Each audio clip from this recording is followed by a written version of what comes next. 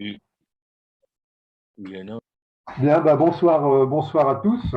Bonsoir à tous pour cette nouvelle séance de l'UP MC 93 en ligne du 2 février 2022. Hein. C'est combien? C'est le deuxième séminaire que l'on fait cette année avec Florent Basquet. Il y en aura encore un au mois de mai. Donc, on se retrouve ce soir selon le principe habituel. Hein. On essaie avec Florent, et ce soir c'est Florent en premier, de développer un peu autour d'un thème que l'on a choisi ensemble. Et puis la discussion s'ouvre entre nous tous, hein, absolument libre et inspiré, comme d'habitude. Et ensuite, tout ça, donc, c'est enregistré et placé sur la chaîne YouTube de l'UP. Voilà, alors le thème choisi ce soir, c'est celui de la liberté ou des libertés académiques. Ben, on va voir hein, comment on peut démêler tout ça. Et bon, on parle pas mal en ce moment hein, de ces affaires de libertés académiques, en particulier autour des décisions de certaines enquêtes données au CNRS par la ministre de l'Enseignement supérieur, Frédérique Vidal, mais aussi avec différentes informations qui montrent que finalement la liberté académique, au moins à l'université, hein, eh bien, pose question à pas mal de gens actuellement, quoi.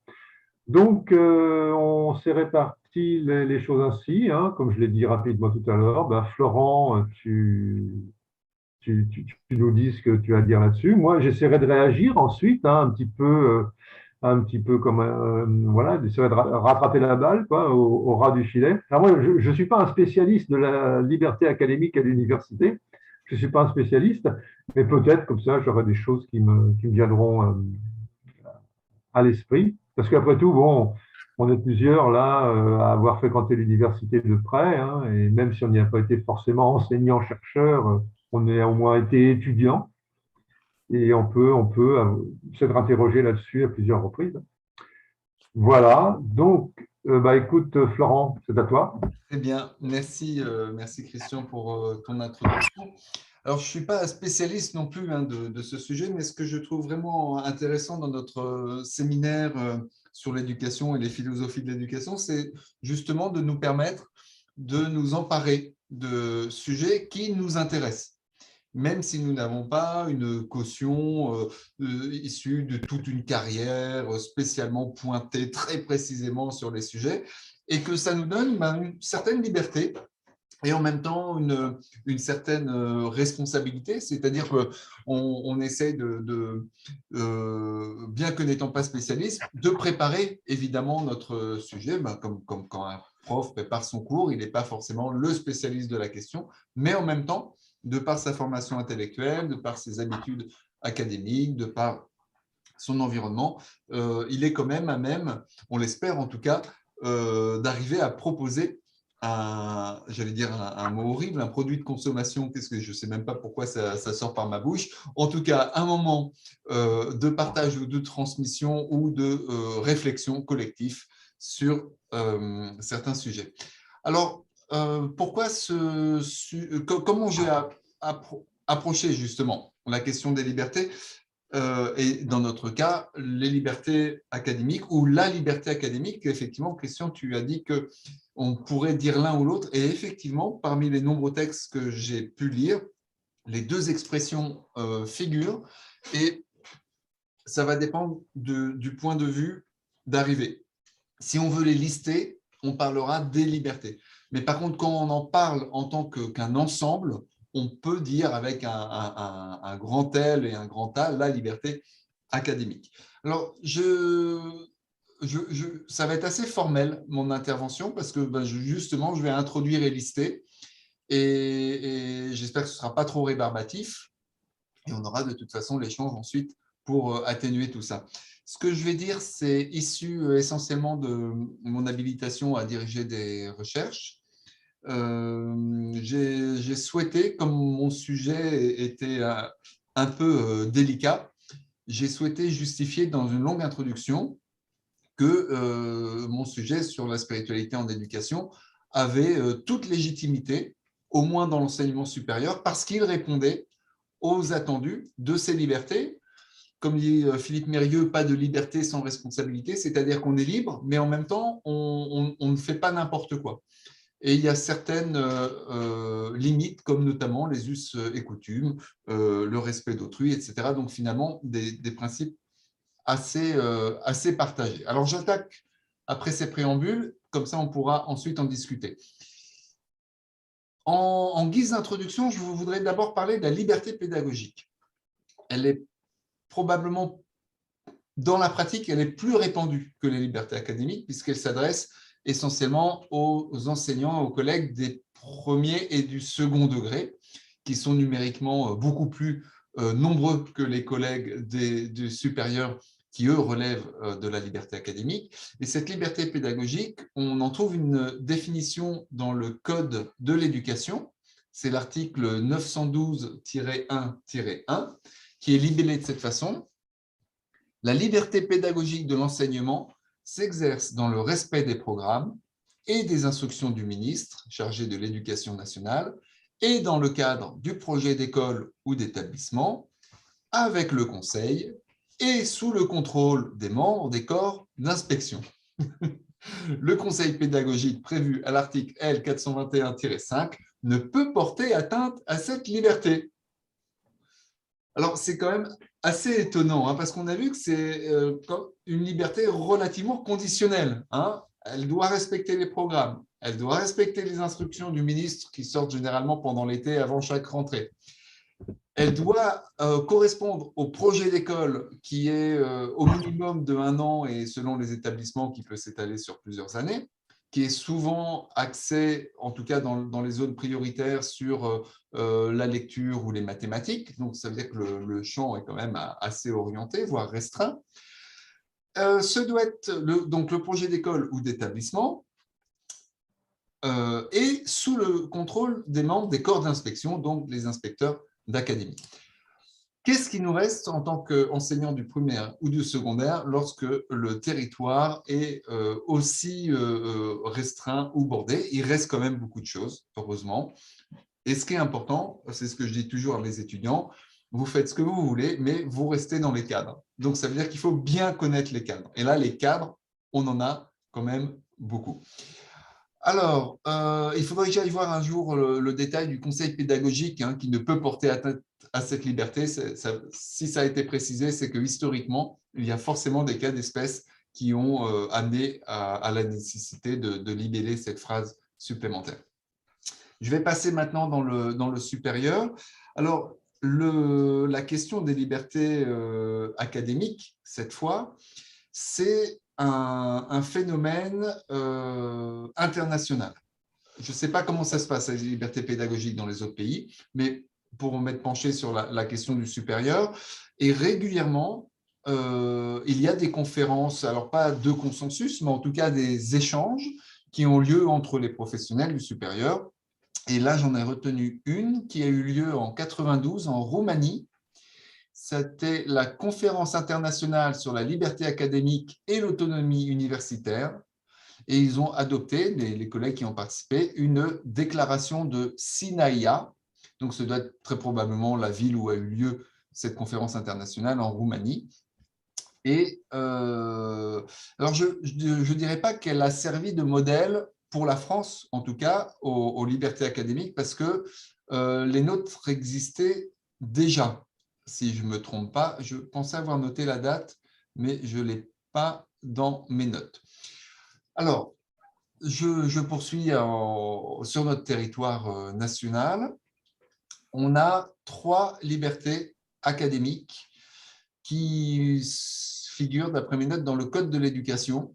Donc, ça veut dire qu'il est interdegré et même pour le supérieur. Et voilà tel que c'est écrit. Alors ça, c'est moi qui l'ai présenté, pardon. Les 3 articles qui suivent traitent des libertés académiques, telles que la liberté de recherche, la liberté d'opinion et la liberté d'expression. Voilà, là, on a vraiment le cœur de ces 3 libertés mises au pluriel. Donc, je les répète, recherche, opinion et expression. Et c'est vrai que par rapport au temps qui court, au moins les 2 dernières, opinion et expression, nous intéressent particulièrement. C'est pour ça qu'avec Christian, on avait choisi pour cette séance d'approfondir cette question. Et je disais, c'est grâce à elle et pour elle que nous avons, parce que c'est le nous de Majesté, nous avons choisi d'exercer ce métier et non celui d'ingénieur projet à l'issue de notre thèse en CIFRE.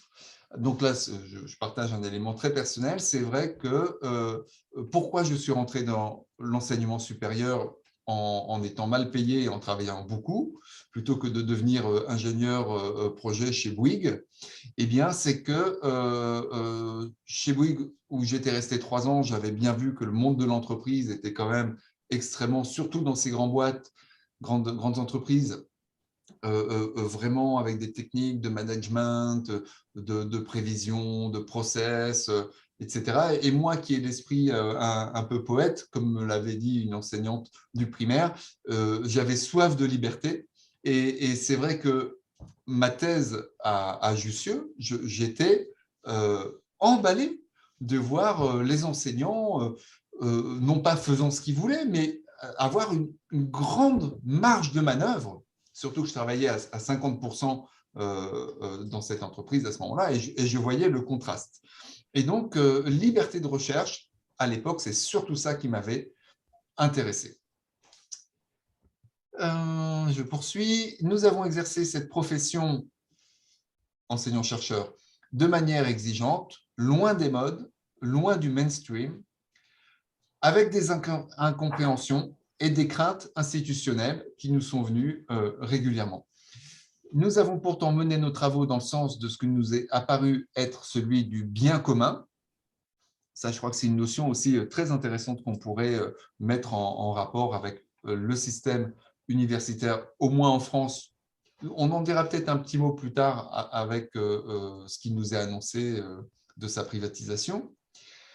Et nous avons confronté nos recherches en permanence à la vie de nos pairs et au retour dans nos réseaux afin de nous assurer de rester toujours dans les règles de l'art.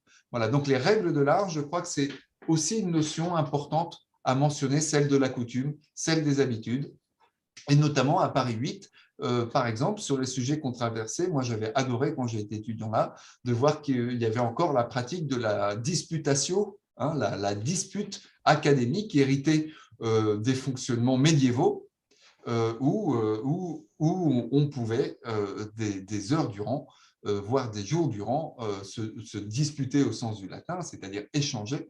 Et ce qui me ramène d'ailleurs à ce souvenir que les thèses du Moyen-Âge pouvaient durer plusieurs jours, puisque tant qu'il y avait des questions dans la salle, eh bien, le candidat ne pouvait quitter la défense de ses propos. Alors, on va rentrer maintenant, et ce sera bientôt la fin, non, pas encore. Merci pour votre patience. Je vais lire les fameux articles. Alors, le L123-9, à l'égard des enseignants-chercheurs, des enseignants et des chercheurs, les universités et les établissements d'enseignement supérieur doivent assurer les moyens d'exercer leur activité d'enseignement et de recherche dans les conditions d'indépendance et de sérénité indispensables à la réflexion et à la création intellectuelle. Alors vous, je ne sais pas, mais moi, je pleure de bonheur quand je vois des choses pareilles. Déjà, assurer les moyens d'exercer, ça veut dire qu'il faut qu'il y ait des financements et que cela soit pérenne. Parce que sinon, on ne peut pas faire une recherche qui soit sereine, qui soit créative et qui soit intellectuelle, indispensable à la réflexion, à la création intellectuelle.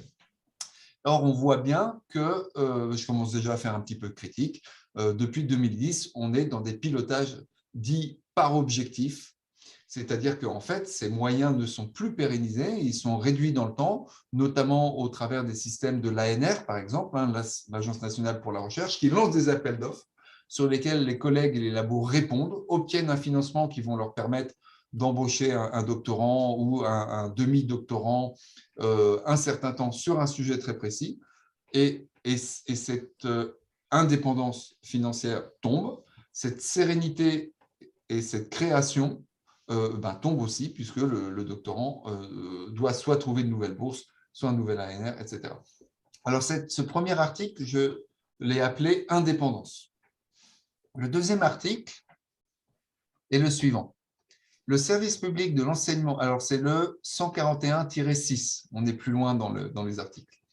Le service public de l'enseignement supérieur est laïque et indépendant de toute emprise politique, économique, religieuse ou idéologique. Il tend à l'objectivité du savoir. Il respecte la diversité des opinions. Il doit garantir à l'enseignement et à la recherche leur possibilité de libre développement scientifique, créateur et critique.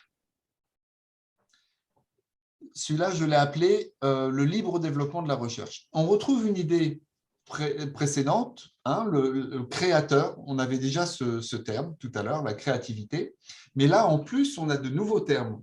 On a diversité des opinions, là où on voit que maintenant, j'évoquais le mainstream tout à l'heure, on a l'impression qu'il y a une doxa qui s'impose dans tous les corps et dans tous les métiers. Et l'autre mot, c'était donc justement la dimension critique.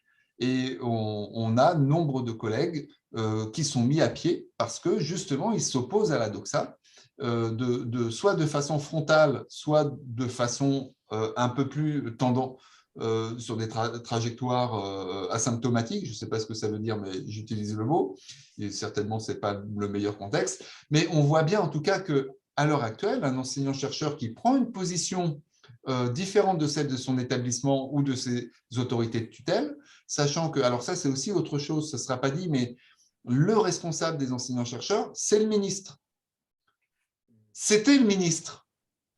Parce qu'avec toutes les LRU, dont on parlera un petit peu plus tard, les lois de responsabilité des universités, etc., de plus en plus, c'est le président de l'université. Mais historiquement, sous la Ve République, c'était le ministre, le supérieur hiérarchique. Et donc, c'était à lui qu'on devait se référer en cas de difficulté avec l'institution ou avec les collègues. Dernier article, L952-2. Les enseignants-chercheurs, les enseignants et les chercheurs jouissent d'une pleine indépendance et d'une entière liberté d'expression dans l'exercice de leurs fonctions d'enseignement et de leur activité de recherche, sous les réserves que leur imposent, conformément aux traditions universitaires et aux dispositions du présent code, les principes de tolérance et d'objectivité. Alors, j'en avais un petit peu parlé dans mon introduction, j'ai synthétisé ça sous entière liberté d'expression. Alors, ce n'est pas une entière liberté d'expression, mais c'est quand même une grande liberté d'expression, puisque contrairement aux collègues du primaire, du secondaire, on a vu qu'ils avaient quand même 5 barrières. Là, il n'y en a que 2.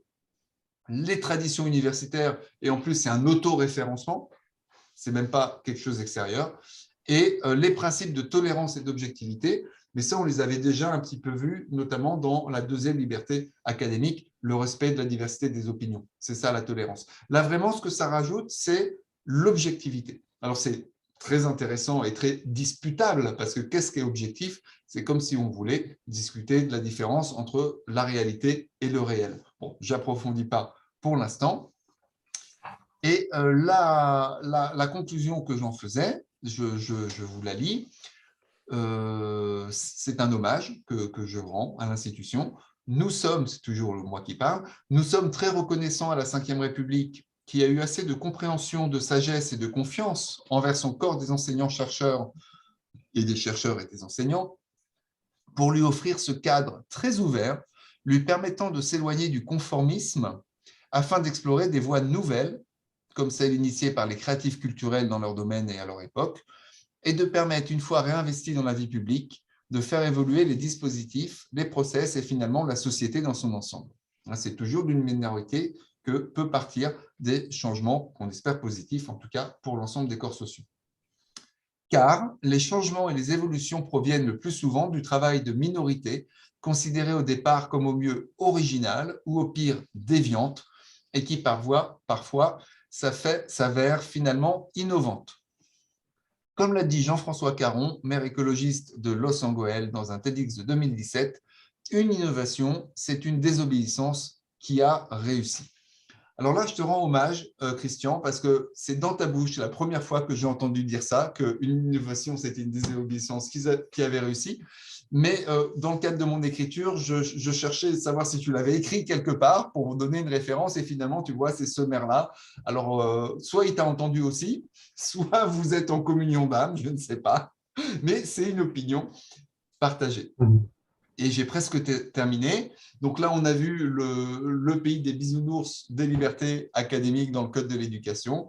Mais ma conclusion, c'était la suivante. Mais, hélas, 3 fois hélas, la loi relative aux libertés et aux responsabilités des universités, LRU, initiée par Pécresse, Fillon, Sarkozy en 2017, cette loi prévoit principalement que d'ici au 1er janvier 2013, donc vous voyez, ça va faire déjà presque 10 ans, toutes les universités accèdent à l'autonomie dans les domaines budgétaires, c'est l'article 50 de la LRU, et de gestion de leurs ressources humaines, et qu'elles puissent devenir propriétaires de leurs biens immobiliers.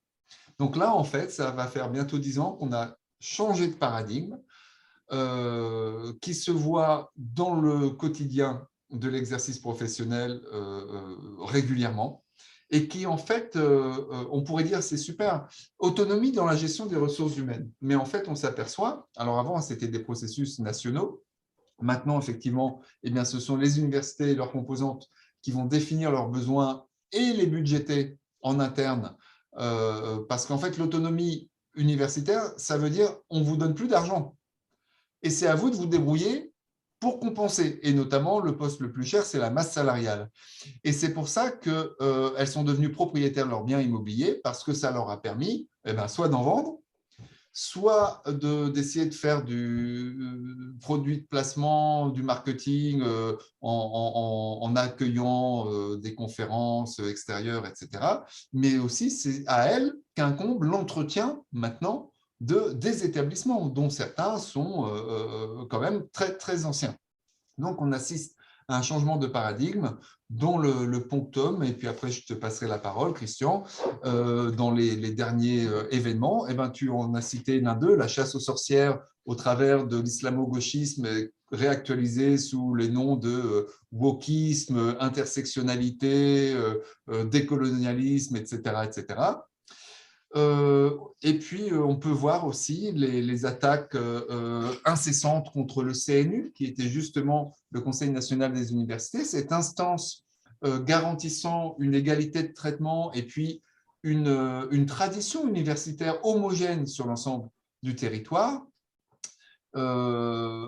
avec beaucoup de responsabilités dans la gestion du corps des enseignants-chercheurs, les procédures d'avancement de grade, les qualifications maître de conférence PU. Donc là, les qualifications PU n'existent plus, professeurs des universités. Elles ne sont maintenues pour l'instant que pour les maîtres de conférence.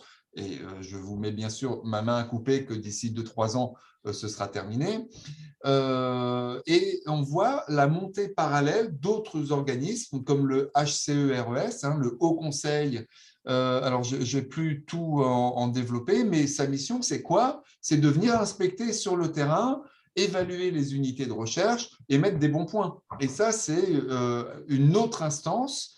Soit elle existait, soit elle a été fortement revitalisée et elle est très dépendante de la tête du ministère, contrairement au CNU qui fonctionnait à parité, grosso modo, moitié d'élus au travers de la représentation syndicale et moitié de nommés.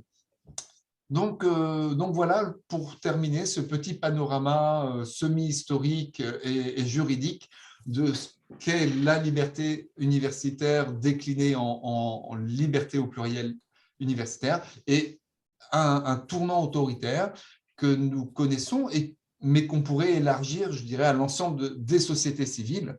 Nous le vivons de cette façon-là, et bien sûr, d'autres le vivent au travers de la précarité, la casse du code du travail, les accords de branche, etc., etc. Voilà pour moi. Merci Florent. Donc, moi, je vais essayer de rebondir un peu sur tout ça en moins long. Ça ne veut pas dire que je vais être trop long, ça veut dire que je vais faire plus court parce que j'ai sûrement moins d'arguments. moins d'arguments et puis moins de références aussi, hein, moins de références que tous les articles que tu as cités. C'était très Enfin, technique.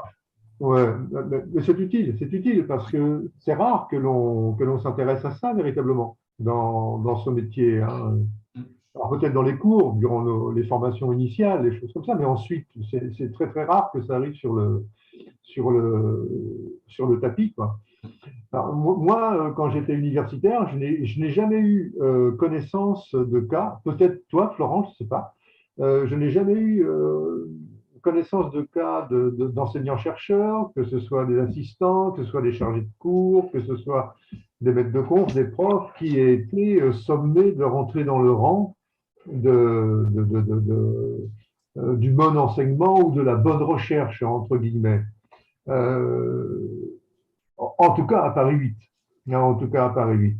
Alors, j'ai eu vent parfois quand même de petites difficultés reconnues, je pense à Michel Maffezoli, lorsqu'il a fait soutenir une thèse à l'astrologue, entre autres, de François Mitterrand, Oui. hein, de l'époque, mais astrologue aussi de pas mal d'autres personnes bien connues, où là, Michel Maffezoli s'est retrouvé la cible, être la cible de pas mal de personnes, hein, non seulement dans les médias, mais aussi dans l'université. Elisabeth Bon, Tessier, je crois. ouais, c'est ça, c'est ça. J'oubliais son nom là. Il me semble. Mais c'est ça. Bon, Michel Maffezoli aujourd'hui va très bien, hein, il n'y a pas, il y a pas de problème, mais on voit que ça peut encore arriver, même si moi, j'ai pas été directement confronté à ça, hein. Alors, on se souviendra aussi de l'affaire Forisson. Il y a Forisson, lorsqu'il était maître assistant à Lyon, hein, je crois. Il était maître assistant à Lyon. Et lorsqu'il développait en cours, et puis aussi dans ses écrits, des thèses négationnisme, hein, de l'Holocauste, de la Seconde Guerre mondiale. Et lui, alors il faudrait reprendre sa fiche Wikipédia, mais avait été frappé effectivement de sanctions, hein, de sanctions pour manque comment, de sérieux dans les opinions émises, etc. Alors ça peut arriver, hein, donc ça peut arriver. Pour le cas de Forisson, j'avoue que j'aurais pas trop de cas de conscience, parce que l'État, à l'époque, frappe Forisson et même le retire de l'université. D'ailleurs, je crois qu'à l'époque, il avait largement de quoi vivre à côté, hein. Ça ne m'aurait pas trop dérangé. Bon, par contre, pour un cas comme celui de Michel Maffezoli, là, on entre tout de suite dans quelque chose de beaucoup plus discutable. Cela dit, je ne connais pas du tout la thèse de l'étudiante qu'il avait, hein. Je n'ai jamais ouvert une seule page. Mais est-ce que c'était une défense de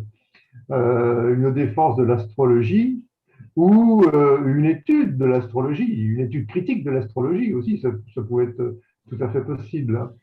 Donc on entre. Alors je me souviens aussi des débats qu'il y avait eu autour de la mémoire de l'eau. Je ne sais pas si vous vous rappelez ça. Et moto. Ouais, ça fait quoi, une trentaine d'années maintenant, ça au moins, hein. Alors là, bon, on change de domaine, on n'est plus vraiment dans les sciences humaines, hein, on est dans autre chose. Mais là aussi, il y avait eu d'énormes débats autour de ça, mais il n'y avait pas eu, je crois, de sanctions. On en était resté à une discussion universitaire finalement, avec des arguments pour, des arguments contre, plein de choses. Il faudrait reprendre le dossier. C'est intéressant d'ailleurs, hein, c'est très très intéressant sur le fond. Alors, pour faire un retour sur les disputations aussi des universités médiévales, alors c'est vrai qu'il y avait ces disputations très très libres, mais c'était quand même dans le cadre, et là aussi on arrive, bon, est-ce que dans ces disputations on aurait pu dire, bon ben oui, tout ça c'est bien gentil, mais vous savez, la Terre n'est pas au centre, n'est pas au centre de l'univers, elle tourne autour du Soleil. Est-ce qu'on pouvait dire Dieu n'existe pas, même si Aristote dit qu'il existe? Vous voyez, quelque chose comme ça. Alors, c'était de la disposition, tout à fait, tu as tout fait raison dans ce que tu décris, sauf que c'était pris, tu vois, dans un cadre religieux, catholique, tout à fait précis, avec le pape, qui encore, à l'époque, le pape, malgré les échanges parfois musclés avec le roi de France, si on prend la France comme exemple, demeurait quand même la tutelle des universités françaises, hein, très très longtemps. Alors donc, disputatio, oui, mais dans un cadre d'expression, donc, hein, pour reprendre la liberté d'expression, très limité finalement. Et pour que l'université s'en sorte, ben, il a fallu plusieurs siècles, quoi. Il a fallu plusieurs siècles, voire la disparition de l'université. Il faut oublier que l'université a disparu avec la Révolution. La Révolution de 89 et les années d'après ne s'ennuie pas avec la liberté d'expression des enseignants de l'université. Elle ferme les universités, point barre, on n'en parle plus, quoi.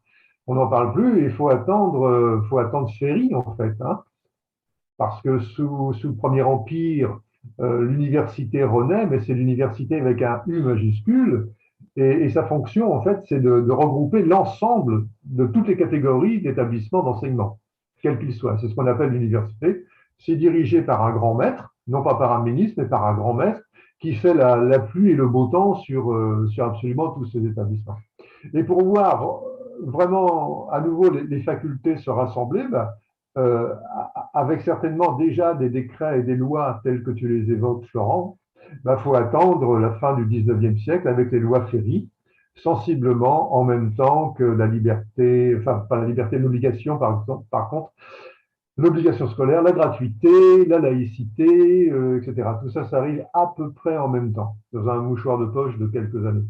Et dès ce moment-là, effectivement, sont jetées certaines lois sur la liberté d'expression, la liberté d'opinion, la liberté de recherche, que tu as très bien évoqué. Et ça se fait en grande partie à l'époque de Ferry sous l'impulsion de l'université allemande, avec William Humboldt, qui déjà estimait qu'on ne pouvait faire bien de la recherche qu'en respectant justement ces règles-là. Hein, ces règles-là, doublées de l'indépendance par rapport à l'État, même si l'État vient initier les universités. Contrairement à ce que tu disais à la fin, tu sais, sur les lois d'autonomie récentes, là, d'ailleurs, il faudrait s'entendre là sur le terme d'autonomie, d'ailleurs, hein, avec la Pécresse, etc. Pas Pécresse de l'époque en tant que ministre. Mais en tout cas, il y a l'idée que l'État, il initie les universités, il leur donne les moyens d'exister, parce que oui, ça coûte cher, il faut des bâtiments, il faut financer les chercheurs, etc., les recherches. Mais même en contrepartie, il leur donne la liberté de recherche. Et Ferry et les compagnons de route de Ferry, et puis ceux qui vont suivre, s'inspirent de ce modèle-là. Et c'est d'ailleurs à ce moment-là qu'on commence à voir, je ne sais plus quel historien, ça va me revenir peut-être, mentionne qu'on commence à voir à apparaître à la Sorbonne la mention cours fermé. Ça veut dire qu'on crée des petits séminaires en petits groupes, quoi. Parce qu'on a conscience, un peu comme en Allemagne, qu'on apprend bien et on ne pratique bien la recherche qu'en petits groupes, quoi. En amphi, il restera des amphis, naturellement, mais plus on avancera dans les études, plus on le fera en petits groupes. Ce qu'on a encore un peu aujourd'hui, d'ailleurs, hein, quand on arrive au niveau du doctorat, c'est un peu comme ça que ça se passe. Hein. C'est une très vieille tradition, quoi. Alors, c'est juste ça pour faire un retour historique. Hein. Alors évidemment, il va y avoir l'épisode de la Seconde Guerre mondiale, etc., qui vont compliquer les choses. Mais après, on repartira sur les bases anciennes, en les transformant un peu autour de mai 68, hein, autour de mai 68, où les choses vont bouger un peu à nouveau. Et puis depuis, finalement, mai 68, que l'autre auteur de la reproduction avec Bourdieu, Passeron, voyait vraiment comme une perspective possible, tout à fait nouvelle pour les universités du côté de leur autonomie. Bon, et c'est pas advenu. Et c'est pas advenu puisque très longtemps après, plusieurs décennies après, on en arrive à la loi que tu évoquais sur l'autonomie des universités. Mais en tout cas, il y avait avec 68 vraiment la perspective d'une autonomie des universités, mais dans le bon sens du terme. C'est-à-dire l'autonomie vraiment de penser, l'autonomie de se former avec des pairs qui s'autocritiquent, des pairs qui pratiquent un compagnonnage véritablement ensemble et avec des étudiants.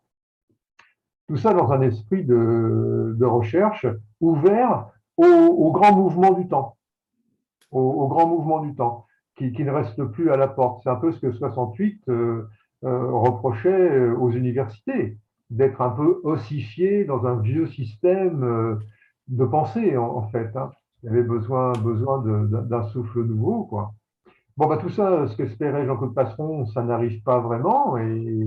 Et on en est aujourd'hui à des situations sur l'autonomie prétendue qui revient effectivement à gérer ses bâtiments, à gérer ses financements, à gérer ses flux d'étudiants aussi, pour les oublier dans l'affaire des étudiants, et aussi à gérer d'une autre façon le recrutement de ces enseignants-chercheurs.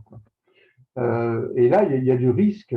Il y a du risque, effectivement. On ne sait pas comment, dans cet esprit d'autonomie-là, comment vont vraiment subsister, réussir à survivre la liberté d'expression, la liberté d'opinion et de recherche.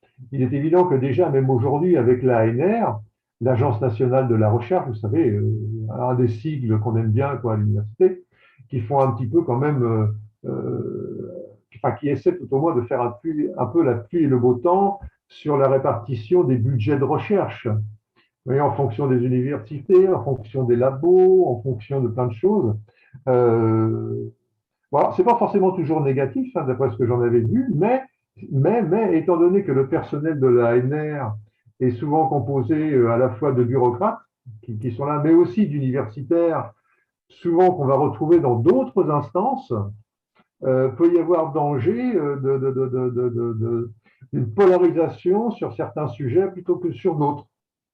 Il vaut mieux chercher là-dessus plutôt qu'autre chose parce qu'on estime, on ne sait pas trop comment, dans cette consanguinité d'universitaires et de technocrates et bureaucrates, on ne sait trop comment ça naît.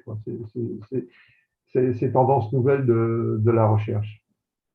Donc il y a du risque et ça, ce n'est pas la vraie autonomie telle qu'on pourrait la penser.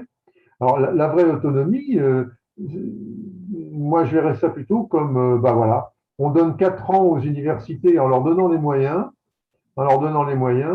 comme avant, en fait, hein, comme l'État le faisait, on leur donne les moyens de chercher comme elles veulent. Et même, je dirais, on leur donne les moyens de recruter comme elles veulent. Pourquoi pas? Et on voit ce que ça donne. Et dans 3 ans, on se retrouve, et dans 4 ans, on se retrouve, et on fait le point. Alors, avec des autorités, oui, effectivement, des autorités élues de l'État qui voient comment ça tourne. Finalement, Paris 8, quand Paris 8 est né, ça s'est joué un petit peu comme ça. Hein. Le ministre de l'époque a dit, bon, bah, écoutez, voilà, moi j'ai déjà dit une fois ou deux, ça, mais je ne vais pas le répéter. Débrouillez-vous, faites comme vous voulez. Faites comme vous voulez, inventez ce que vous voulez inventer, mais donc la phrase de l'époque, faites vite parce que, sous-entendu, on va bientôt sauter quoi, aux prochaines élections. Donc, grosso modo, c'était ça.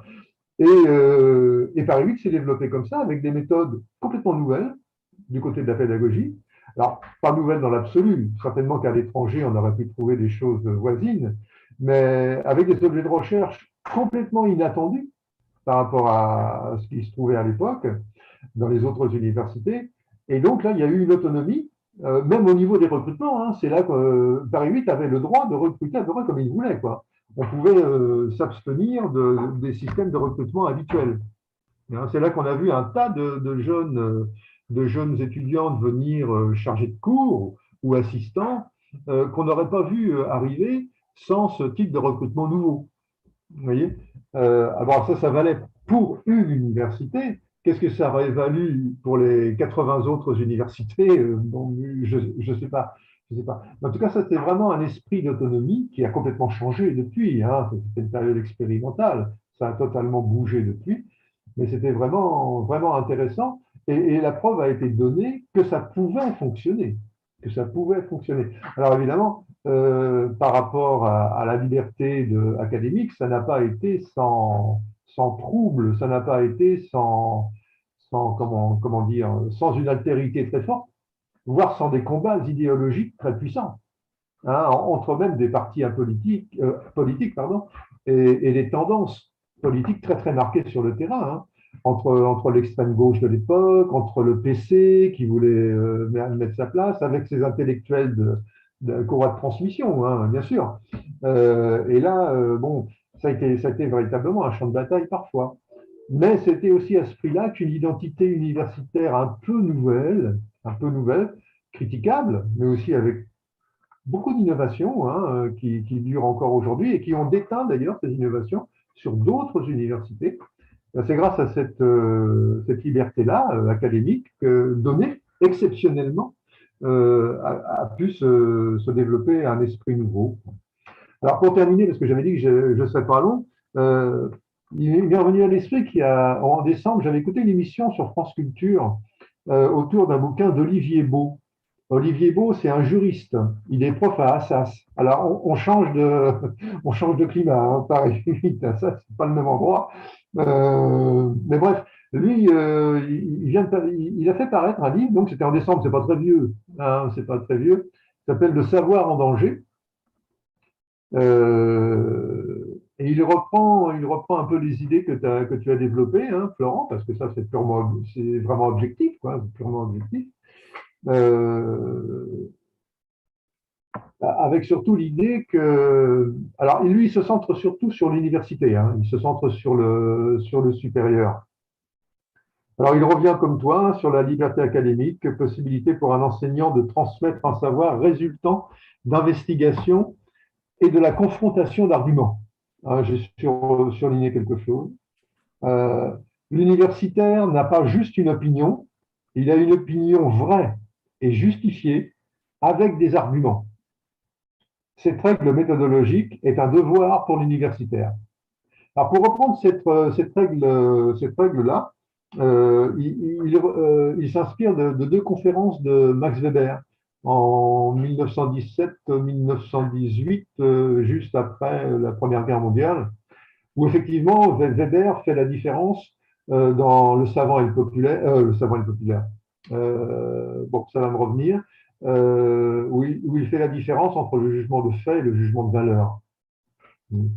Euh, alors, pour Olivier Beau, donc, il y aurait plusieurs menaces actuellement sur la liberté académique et les libertés universitaires telles qu'on en parle depuis tout à l'heure. Ce serait dans un premier temps les régimes tyranniques, parce qu'il ne parle pas que de la France. Il parle de la chose d'un point de vue international. Les régimes tyranniques, alors il cite un exemple le macartisme, par exemple. On oublie la période du macartisme aux États-Unis, qui frappait beaucoup de gens, des journalistes, des acteurs, j'en passe, mais aussi des universitaires. Hein, mais aussi des universitaires. Mais il cite plus récemment la Turquie, où il y a de très très nombreux universitaires qui sont descendus du train. Hein. La Chine, dont on parle pas mal en ce moment pour les Jeux Olympiques, et puis aussi la Hongrie avec Viktor Orban, hein, qui récemment a fermé l'université européenne qui avait été ouverte par je ne sais pas si c'est une bonne idée, mais enfin ouverte par le milliardaire George Soros. Orban l'a sorti de Hongrie et je crois que depuis l'Europe a pris une décision contraire, obligeant plus ou moins la Hongrie à rapatrier l'université. Enfin, il faudra aller voir en détail. Mais donc, pour vous, voilà, il y a ces dangers de tyrannie intellectuelle, en fait, hein, par des régimes extrêmement autoritaires. C'est le premier danger qu'il voit. Et le deuxième, c'est ce à quoi tu as fait allusion très rapidement, et dont on parle partout dans les médias, c'est finalement la tyrannie des étudiants. La tyrannie des étudiants.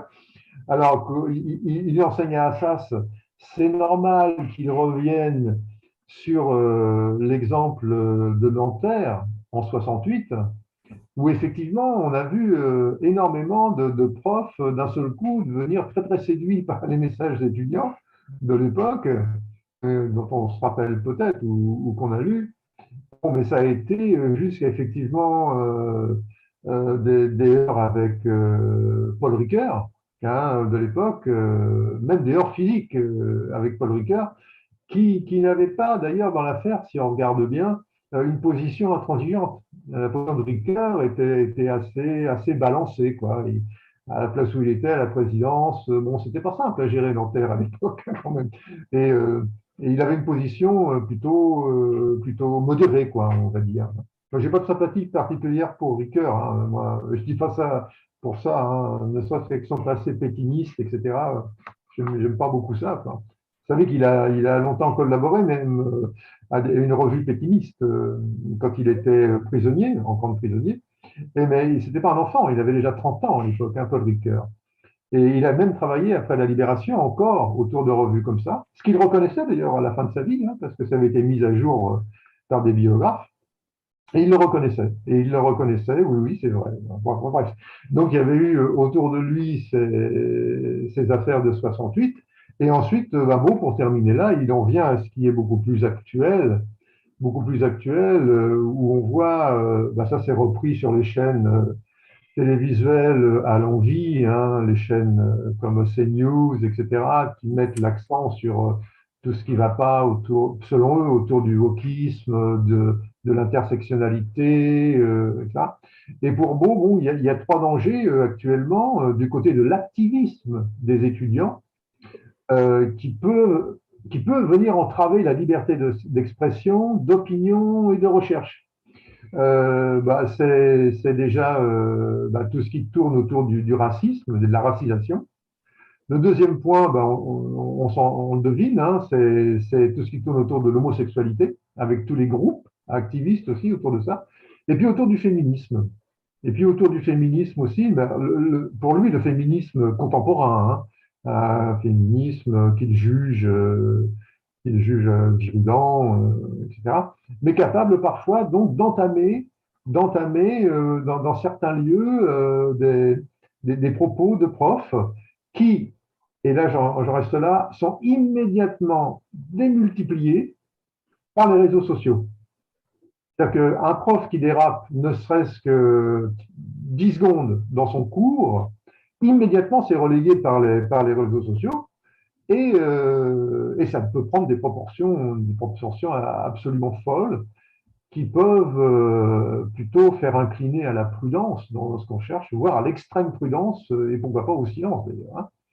Euh, en- Moi, j'ai entendu dire des choses dans les cours quand j'étais à Paris 8 ou ailleurs, dire des choses très, très, très, très vives sur la société telle qu'elle va aujourd'hui, qui, si aujourd'hui c'était relié par des réseaux sociaux, je pense que des groupes activistes pourraient aisément s'en emparer pour causer des soucis à cette liberté universitaire.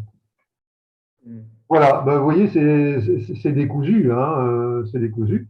Alors, j'ai pas lu ce livre d'Olivier Beau, mais certainement, il y a des choses intéressantes à y voir. Moi, j'approuve pas tout, hein, ce que je vous ai dit, là, mais peut-être il lève des lièvres intéressants quand même. Voilà. Merci. Merci pour présentation à deux voix. Peut-être qu'on peut faire tourner la parole maintenant. Tu m'as donné envie de dire plein de trucs, mais priorité à la salle.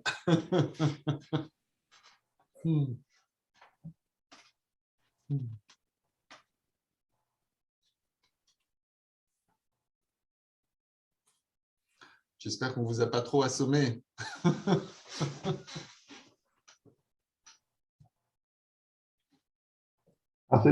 C'est toujours difficile de demander comme ça des réactions.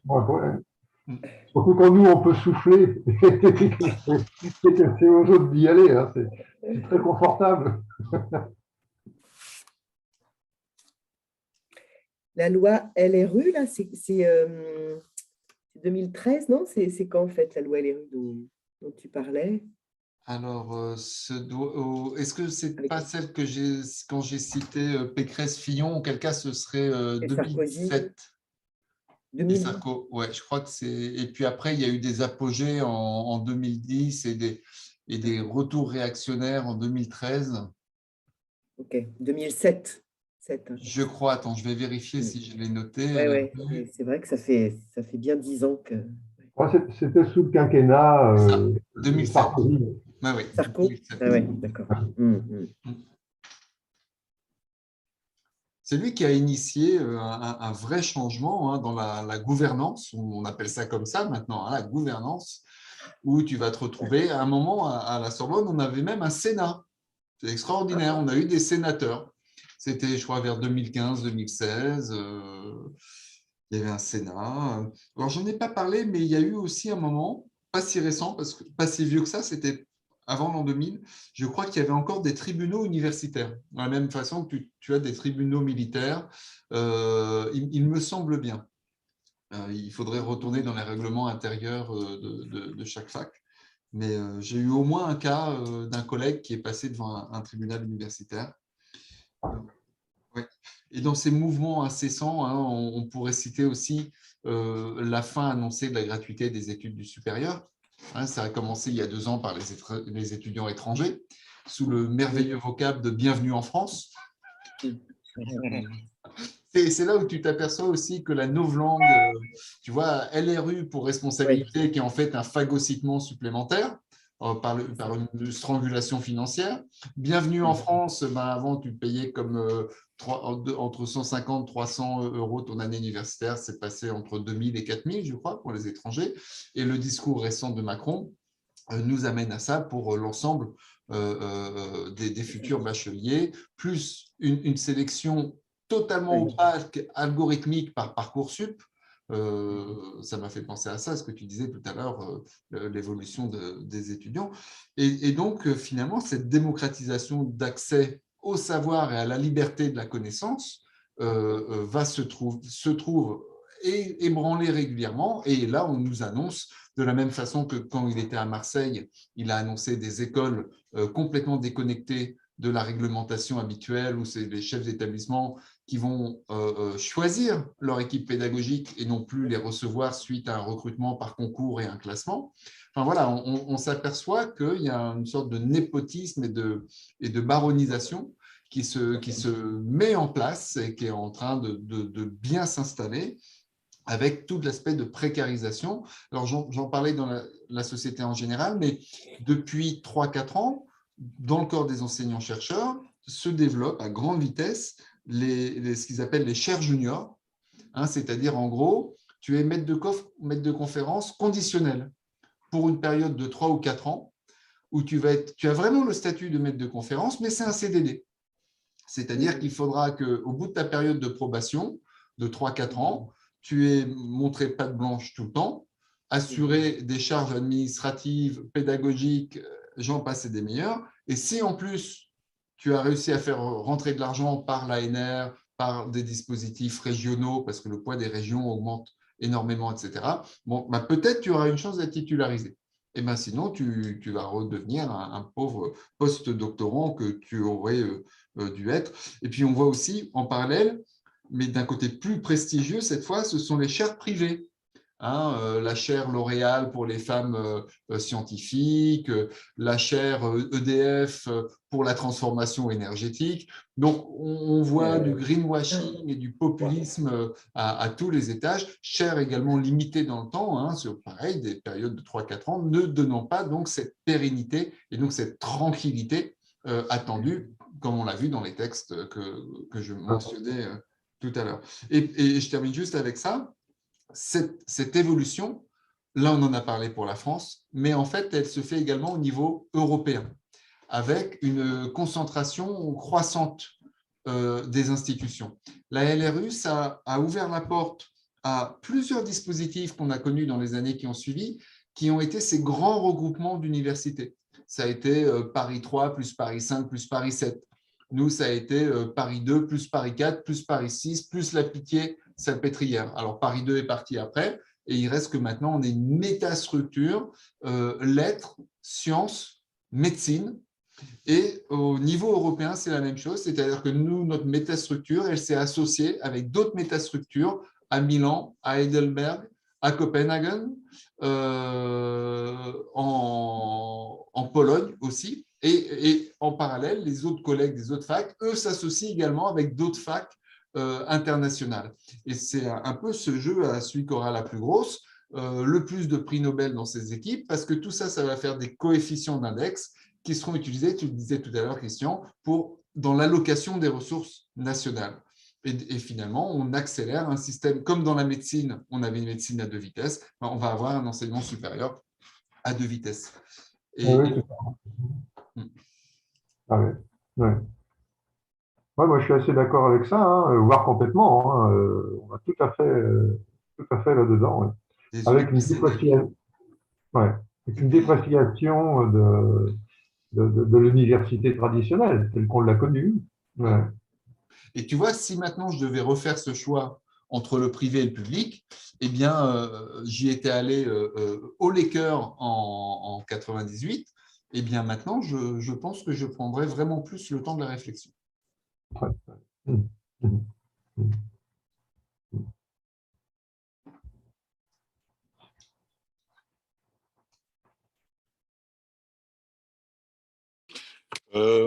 Enfin, j'avais une question parce que je ne connais pas l'ouvrage de Olivier Beau, Christian. Mais j'ai cru qu'on. Enfin, est-ce que il met à égalité le discours, comment dire, enfin, de la ministre, de diversité, de Blanquer, etc., qui mettait en cause certains enseignements et certaines recherches qu'il a accusé d'être justement islamo-gauchiste ou woke, etc.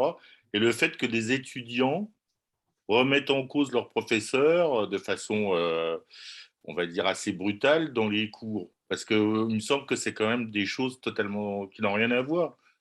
Parce que la liberté académique, bon, enfin, en écoutant les définitions, ben, en fait, ça me paraît plus relevé comment dire, d'une préservation des pouvoirs, des lobbies, etc., que ce soit politique, religieux, économique d'ailleurs, justement. C'est sûr que le fait de vouloir privatiser quasiment l'université sous couvert d'autonomie, ben, c'est clairement une remise en cause de la liberté académique, hein, ou des libertés académiques. Je sais pas. Mais enfin, moi, tout simplement, il me semble qu'il ne faut pas mettre sur le même plan le fait que, bon, c'est vrai que des étudiants qui interviennent de façon, je dirais, musclée, voire physique, bon, c'est pas tolérable. Bon, moi, même si ce qu'ils défendent on peut le défendre et puis ça leur paraît juste et puis on peut en convenir également. Parce qu'effectivement, je pense que l'université, ça doit être le lieu ben, en fait, du débat, de l'argumentation et pacifique, hein, avec la parole, avec les arguments, mais pas avec les coups de poing ou le fait d'intervenir pour aller faire clair à un prof en lui enlevant son micro, je sais pas quoi. Et alors, mais ça me paraît évident, quoi, d'une certaine façon. Et par contre, ce qui est le plus dangereux quand même, c'est l'intervention d'une autorité politique, d'un gouvernement ou je sais pas, ou justement des entreprises qui voudraient avoir le monopole pour influencer les recherches et justement la politique et les orientations des universités, quoi. Donc ma question, c'était ça, c'était est-ce que dans son bouquin, il met ça sur le même plan ou enfin parce que ça me paraît un peu si c'est le cas, bon, je dis pas que j'aurais pas envie de le lire, mais Oui, oui, ça me freinerait quoi, parce que franchement, je trouve ça oui. un peu abusif. D'après ce que j'en ai compris, lui, il présente des choses avec deux dangers principaux. Hein, je suis peut-être trop passé. Le danger d'un État trop autoritaire. Bon, bah, ces exemples, tu sais, internationaux que j'ai dit, peut-être, je ne sais plus très bien, la Chine, etc., quoi. Ou des moments particuliers aussi dans l'histoire, même ici en France, hein, qui montrent que la liberté académique, est ce qu'on appelle ainsi, est menacée. Et il met ça en balance avec des étudiants qui, en fait, ou des groupements d'étudiants qui s'emparent d'une thématique comme l'intersectionnalité, la racisation, qui s'en emparent en fait pour exercer des coups de boutoir contre l'institution. Et il remet pas en cause l'intersectionnalité, il ne remet pas en cause la lutte des femmes, mais il montre comment des portions de ces mouvements, en quelque sorte, deviennent extrémistes et essaient de se faire une place à l'université, au moins dans une contestation très puissante, très forte. Et moi, je pense que ça peut exister. Hein. Moi j'ai eu affaire à ça, enfin, mais d'une façon très, très larvée et très calme. Mais d'abord pour la violence, par exemple, la violence en université, qui parlait de coups de poing ou de bagarre, ça a constamment existé dans l'histoire de l'université. Euh, je me souviens de Jacques Ardoineau, par exemple, qui était un collègue, et moi, c'est le créateur de la multiréférentialité, qui un jour est revenu avec un cocard comme ça, quoi, parce qu'il s'était, au conseil scientifique, il s'était, il s'en était pris physiquement à Guy Guillaume, qui à l'époque était, si mes souvenirs sont bons, à vérifier, un peu le chef du département de psychologie. Donc, ça existe. Si on remonte plus loin dans l'histoire, sous la Saint-Barthélemy, et là on rejoint un peu les universités médiévales, eh bien, il y a certains profs qui avaient commandité des spadassins pour aller trucider quelques-uns de leurs collègues avec qui ils n'étaient pas d'accord sur certaines thèses. On a ça dans les archives, ça existe. Donc, c'est pas récent. Même à cette époque-là, déjà, on en arrivait aux pires extrémités. On supprime l'autre physiquement parce qu'il n'est pas de votre avis. Alors, c'est un peu embêtant. Quoi. Et donc, ça a toujours existé. Je pense que ça n'existe pas toujours, plus ou moins, quoi, des lieux où on en vient aux mains pour des raisons. Bon, par contre, ça, c'est du côté des enseignants, quoi, du personnel vraiment universitaire.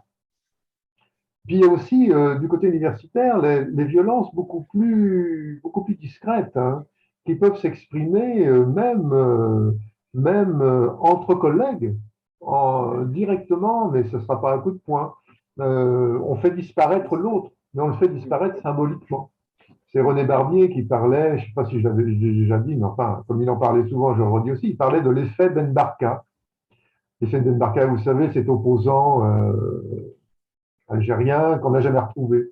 Il a disparu un beau jour et on ne l'a jamais retrouvé. Certainement a-t-il fini dans un bain d'acide ou je ne sais quoi, mais en tout cas, on ne l'a jamais retrouvé. Et si vous voulez faire disparaître un collègue, c'est très simple, symboliquement, vous ne le citez jamais dans vos travaux. C'est comme si moi, je travaillais, imaginons, sur l'éducation et le spirituel et que je ne cite jamais Florent.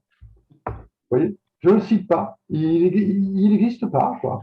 Et si tout le monde fait comme moi, si tout le monde fait comme moi qui travaille sur du spirituel et ne cite jamais Florent, ben Florent, au bout d'un certain temps, il n'existe plus pour les lecteurs, vous voyez? Alors ça aussi, c'est une violence extrême.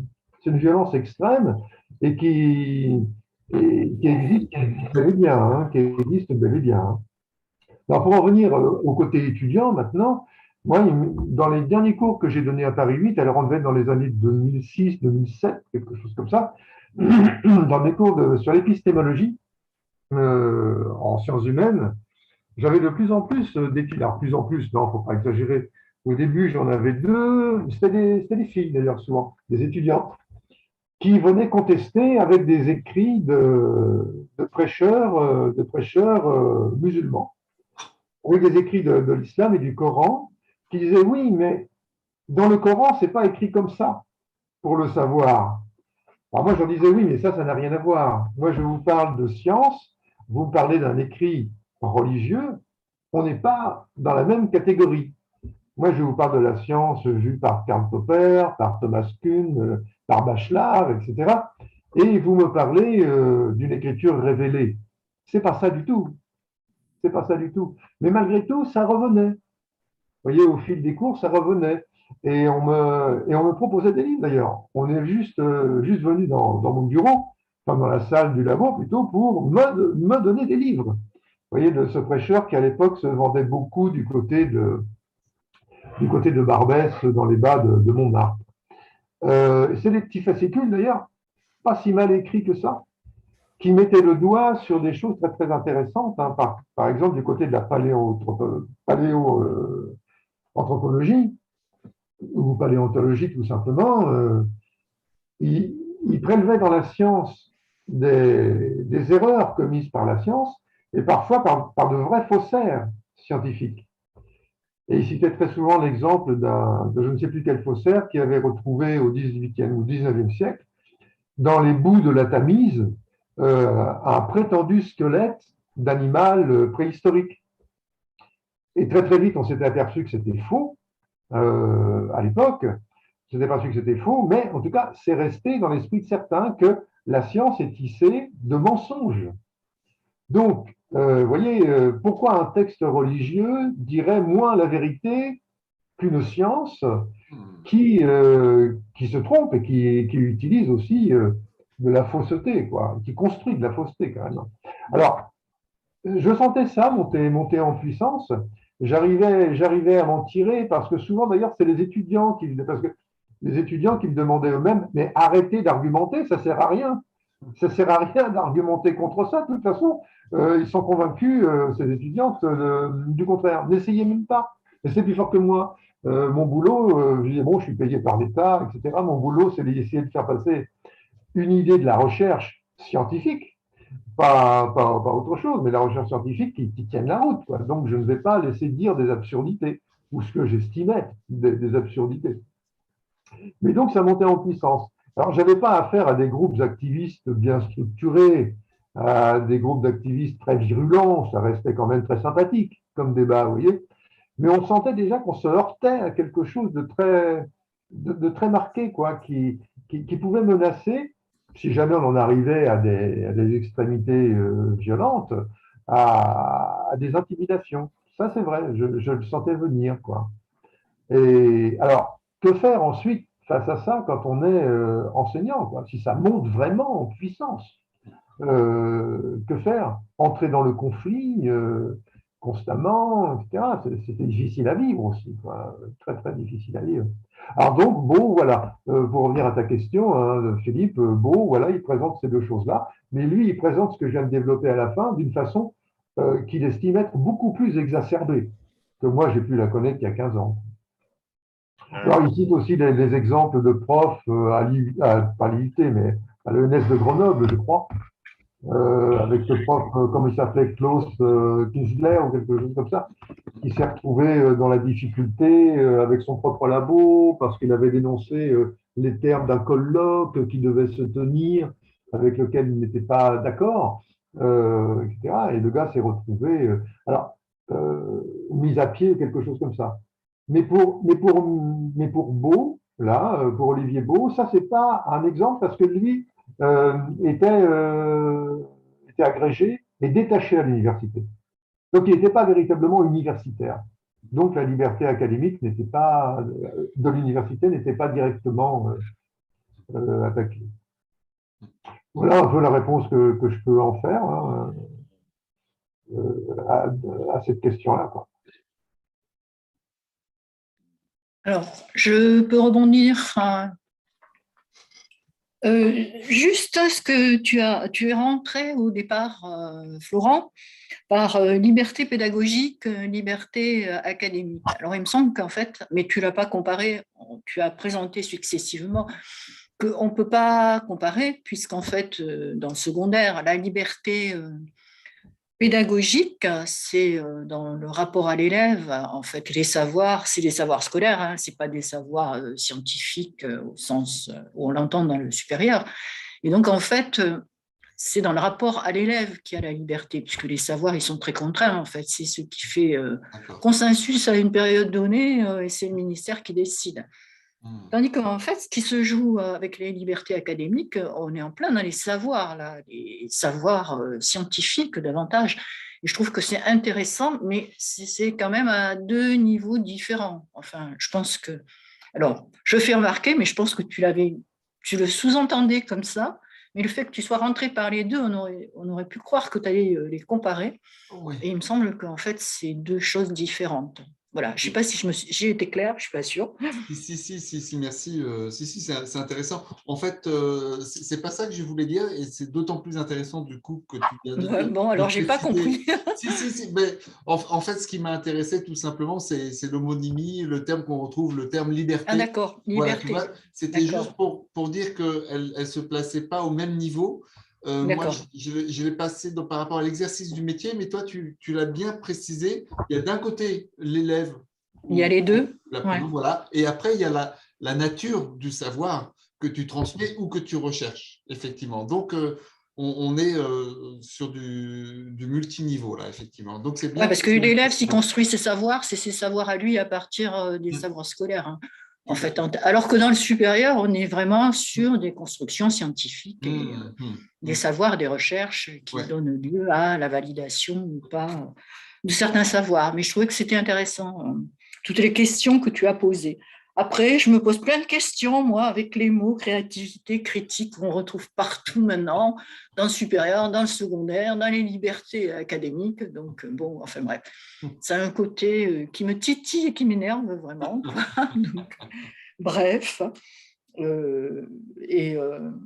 Comment être critique? Qu'est-ce que c'est qu'avoir l'esprit critique et se développer scientifiquement, développement créateur et critique, qu'est-ce que c'est vraiment, quoi? En fait, ça, j'ai pas réussi. Hein.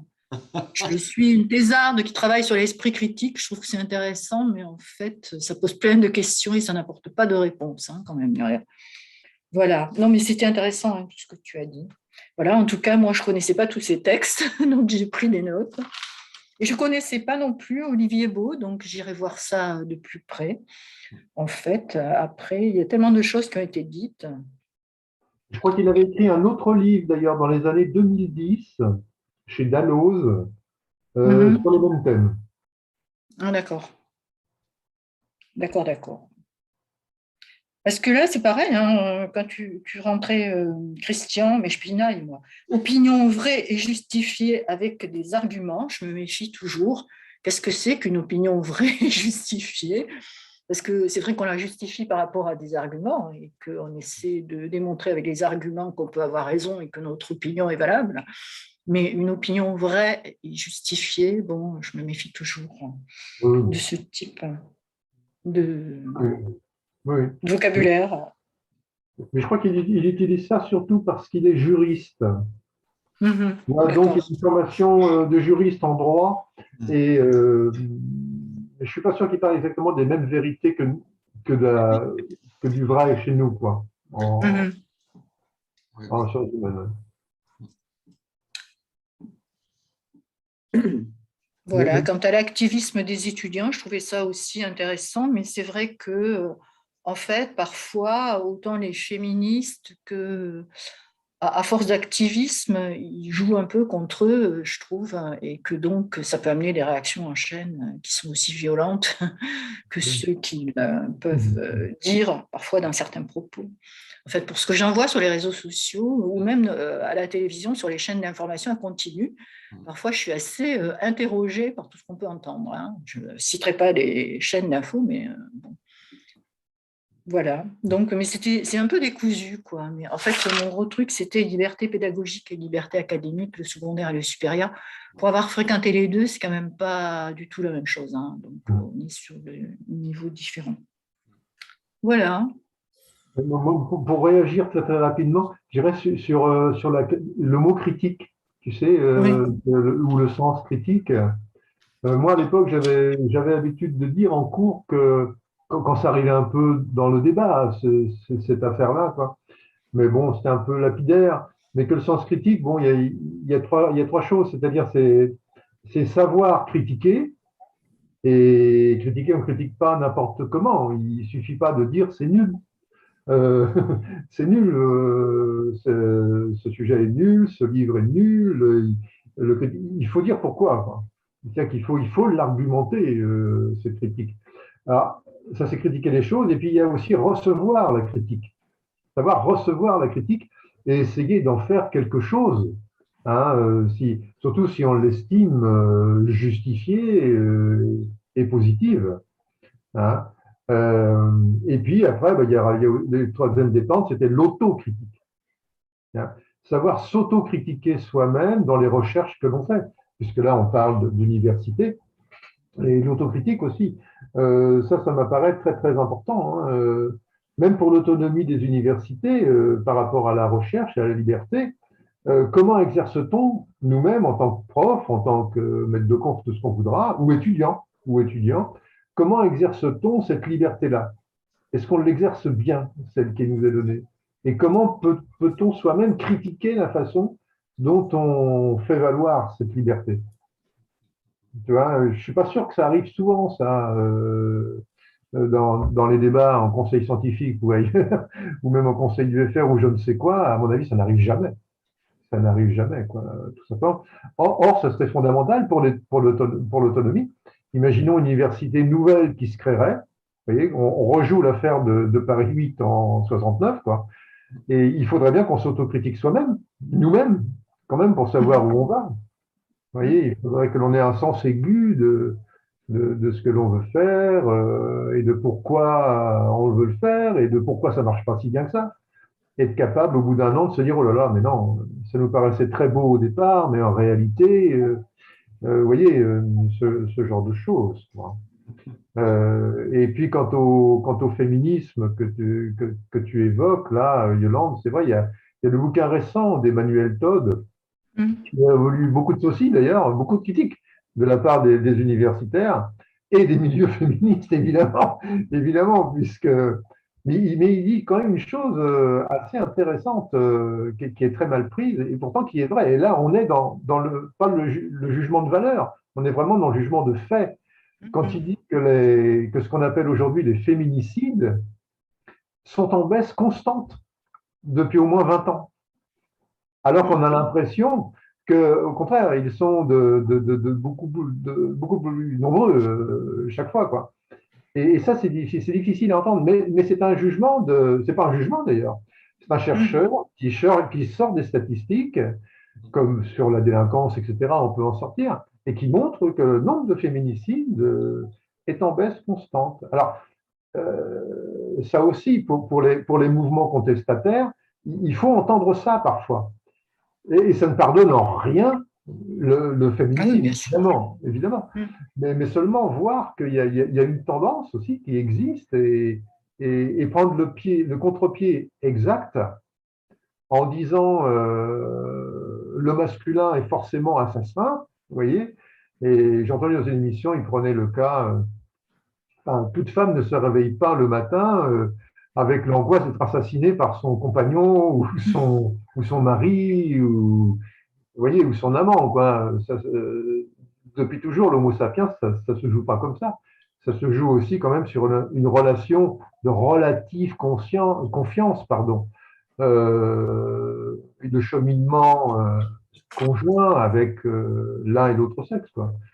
Euh, alors voilà, ça aussi, ça fait partie pour les mouvements très très activistes auprès de l'université. Parfois, c'est difficile à faire passer Ouais. vous voyez, c'est ce regard finalement scientifique absolument basique, quoi. Ben, on a des chiffres, même si on n'est pas un chercheur quantitativiste, du tout. Les chiffres nous disent aussi des choses quand même, quoi. Voilà. Et parfois, dans des milieux très activistes, c'est difficile à faire entendre. Ça passe pas, quoi. C'est normal parce que ça prend de front une idéologie. Euh, Et dès qu'on touche au jugement de valeur, effectivement, c'est le jugement de fait contre le jugement de valeur, ça peut nous créer bien des soucis, quoi.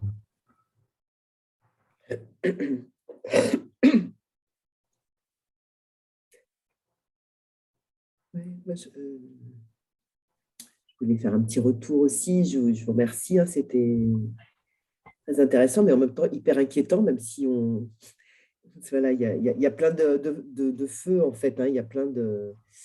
J'avais lu un tract Gallimard l'année dernière, je crois qu'il parlait des universités en danger aussi, de même que pour les hôpitaux. Enfin voilà, dans les tracts Gallimard, c'est des mines d'or aussi, je trouve. Et voilà, hein, la question du mode d'organisation aujourd'hui des institutions et du savoir en danger. Alors, c'est vrai que du coup, je ne savais pas que ça s'étendait en fait comme ça à toute l'Europe, en fait, hein, donc ce que tu disais.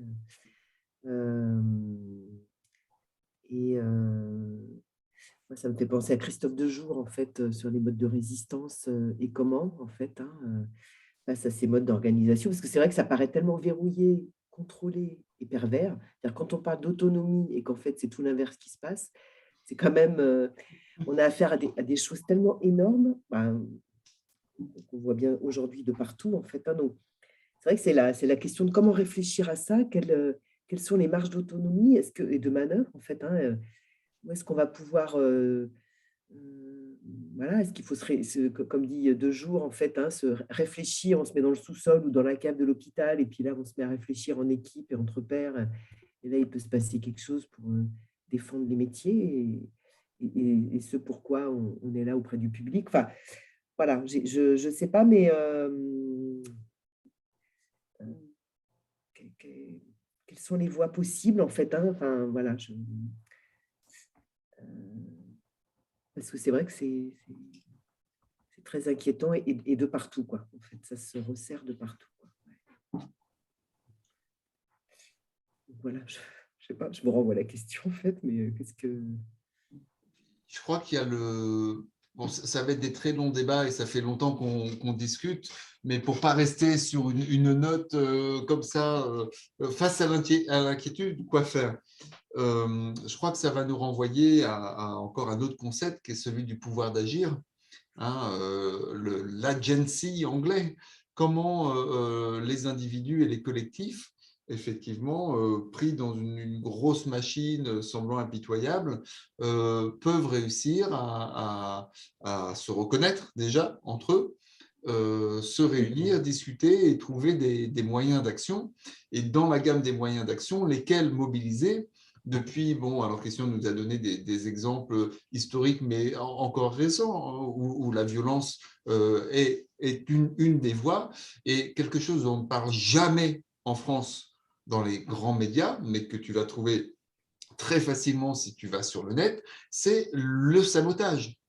Il y a des vagues de sabotage permanentes en France, que ce soit des antennes 5G, que ce soit des voitures administratives, que ce soit des locaux, et maintenant des élus, plus récemment, et ça c'est nouveau, et c'est une forme de violence, hein, le sabotage contre le mobilier urbain depuis très longtemps. Bon, alors ça, c'est vraiment les radicalisations extrêmes. Et puis à côté, tu as les groupements d'individus qui cherchent à faire émerger de nouvelles sociétés au sein de la société. Et je pense à, pour ne citer que celui-là, le mouvement des oasis inspiré par Pierre Rabhi, de communautés de personnes qui se retrouvent, qui partagent un idéal ensemble et qui vont essayer d'investir un écolieu, un vieux village qu'on refait vivre ou qu'on construit complètement. Et là, on est dans des formes beaucoup plus douces. Donc, ça nous renvoie vraiment à cette capacité. Et à côté de ça, tu as encore peut-être le dernier contre-pouvoir historique, mais en est-il encore vraiment un, qui est la voie de la syndicalisation, hein, qui est quand même quelque chose qui a tenu son rôle pendant extrêmement longtemps et où on peut se demander où se trouve son rôle. Et ça, c'est encore un coup de Sarkozy qui, toujours à cette période-là, a réussi à mettre en place un dispositif européen de reconnaissance et de financement des syndicats nationaux. Et les nôtres, les 5 grandes centrales, là, on ne les entend plus parce qu'elles sont directement dépendantes de cette manne financière pour leur survie, dans la mesure où la base d'adhérents ne fait que se rétrécir.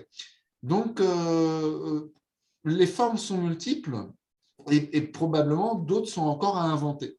Mais pour ça, ça veut dire qu'il faut y investir du temps. Et y investir du temps dans le collectif, eh ben, c'est autant de temps pris sur nous-mêmes en tant qu'individus. Et comme la tendance globale, elle est à l'individualisation et donc à la séparation, ceux qui, au sein des universités populaires, là où nous nous trouvons en ce moment, c'est une forme de lieu, de collectif, de réflexion et de chercher des actions. Alors nous, on les cherche par la manipulation de la pensée, de modèles mentaux, mais il y a 1000 autres façons également de s'y prendre. Et puis on n'est pas obligé de se cantonner à un seul, on peut être également multiniveau. Il y avait les libertés pédagogiques et académiques, il y a la résistance et la construction locale, plus large, etc. Donc, moi, j'avais beaucoup aimé l'ouvrage de Stéphane Hessel, Indignez-vous. Et quand il était sorti, j'étais resté sur cette fin en me disant, mais s'indigner, ok, mais ça débouche sur quoi? Et je crois qu'il en avait sorti un autre, peu de temps avant sa mort, alors je ne sais plus, mais c'était justement l'étape d'après. Après l'indignation, la construction. Le titre ne me revient pas. Donc voilà, c'est un chemin aussi, et c'est aussi un chemin de vie. Ce discours que je tiens maintenant, quand j'étais étudiant, ce n'était pas du tout celui que j'avais. Et c'est par l'échange, la construction qu'on peut essayer de trouver, pas forcément des contre-modèles, mais peut-être d'autres modèles, justement. Bon, ben voilà, Christian, ça va être à toi de nous amener vers la fin, je crois. Non, moi, je partage vraiment, vraiment ton avis, hein, et je pense qu'il y a des moments dans l'histoire. Alors, je ne sais pas si on va vers un de ces moments-là. Hein. Je n'ai pas été étudiant de Michel Maffezoli pour aller voir du côté de l'astrologie, donc je ne peux pas dire. Mais je vous dis que ça fait quand même, pour rester sur l'université à l'instant, et la question des libertés académiques, je dis que ça fait quand même 53 ans, si on prend la naissance de Paris 8 comme un élément jalon après 68, ça fait quand même 53 ans qu'il ne s'est rien passé de sérieux du côté des universités, si ce n'est la loi Pécresse dont on fait allusion depuis tout à l'heure. 53 ans, vous vous rendez compte, ça fait un demi-siècle. C'est quand même pas rien, quoi, un demi-siècle. Je me demande si avec tous ces mouvements que tu évoquais, là, il y aurait des créatifs culturels aussi autour de ça. Tu n'as pas employé le terme, mais c'est à ça que tu fais allusion aussi, implicitement. S'il ne serait pas temps de vraiment se mettre ensemble et pour réinventer, pourquoi pas, une nouvelle université, qui peut-être ne s'appellerait pas université d'ailleurs, mais qui, à côté des chaires que tu as évoquées, des chaires L'Oréal, des chaires machin chose, etc., pourrait à son tour aussi délivrer des certifications, délivrer du diplôme. Actuellement, je suis en train de retravailler sur l'autodidaxie, là. J'ai mis un bouquin là-dessus. Mais je vais chercher sur le net. Je vais chercher beaucoup de choses sur le net, chose que je n'avais pas fait il y a 25 ans, quoi. Et je suis tombé sur des gens qui disaient, oui, mais il faudrait diplômer l'autodidaxie. Il faudrait diplômer les autodidactes. Alors évidemment, ils ne savent pas toujours que ça existe déjà plus ou moins par la VAE. Hein, mais eux, ils pensent carrément à des diplômes d'autodidactes. Et chose étonnante, j'ai trouvé qu'il existait des diplômes d'autodidactes en Chine. C'est bizarre. C'est étonnant, quoi. Il y a même des examens à l'université, des examens d'autodidactes là-bas. Alors évidemment, bon, c'est aussi au service d'une idéologie et d'un pouvoir un peu particulier, hein. Mais ça existe, donc ça existe. On pourrait éventuellement aujourd'hui s'inspirer de systèmes comme ça et de plein de petits groupes qui gravitent autour des universités, qui ont un pied dans l'université, qui ont un pied à côté, un peu comme nous au fond, hein, un peu comme nous hein, d'ailleurs, pour réinventer quelque chose et pourquoi pas recréer une université carrément, une université nouvelle, surtout avec l'appui que l'on a aujourd'hui des nouvelles technologies. Vous voyez, qui simplifie quand même beaucoup de choses. Ça complique d'autres choses, mais ça en simplifie aussi, hein, et pas seulement en période de pandémie, et pour des prix relativement modiques. Hein. C'est vrai qu'aujourd'hui, on peut faire un cours en ligne, ça coûte quasiment rien, on passe par Zoom, voilà, si on veut avoir cet aspect un peu dynamique là, que l'on a en ce moment. Et on pourrait très bien, il ne faut pas oublier que la loi Ferry qui rénovait les universités à la fin du IIe siècle laissait la possibilité, comme pour le scolaire, d'ouvrir des universités privées. Et ça ne s'est pas fait beaucoup d'ailleurs. Bon, il y a la Cato, il y a eu la fac Pasqua. Oui. Mais, la défense. Ouais, mais à la limite, n'importe quel groupement pourrait toujours utiliser cette loi-là, qui existe toujours, pour créer d'autres choses. Il y a 2 ans ou 3 ans, pour l'anniversaire des 50 ans, oui, je crois, de Paris 8, il y avait eu des velléités de créer un nouveau Paris 8 sur un terrain libre du côté de Sevran, je crois, quelque chose comme ça, ou Livry-Gargan, en banlieue est, quoi. Et puis c'est totalement tombé à l'eau. D'ailleurs, quand on voyait les signatures et le nombre de signatures, c'était quasiment sûr que ça tomberait à l'eau, d'ailleurs. Après, c'est une connaissance psychosociologique des choses. Mais il y avait au moins cette velléité-là, vous voyez, de réveiller un vieux mythe qui était celui de Paris 8, mais ça pourrait être un autre lieu, peu importe. Réveiller ça et reconstruire quelque chose qui serait beaucoup plus en écho avec ce que l'on est aujourd'hui en 2022, quoi.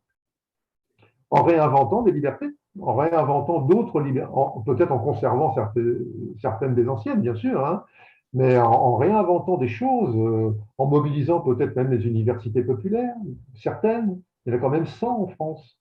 Alors vraiment, ce n'est pas l'importance de 25 000 étudiants dans une université, on est loin de ça souvent. Mais en mobilisant tout ça, vous voyez, il y aura peut-être des choses à inventer. Puis avec des étudiants aussi qui sont mécontents de leurs études, quoi, en premier cycle.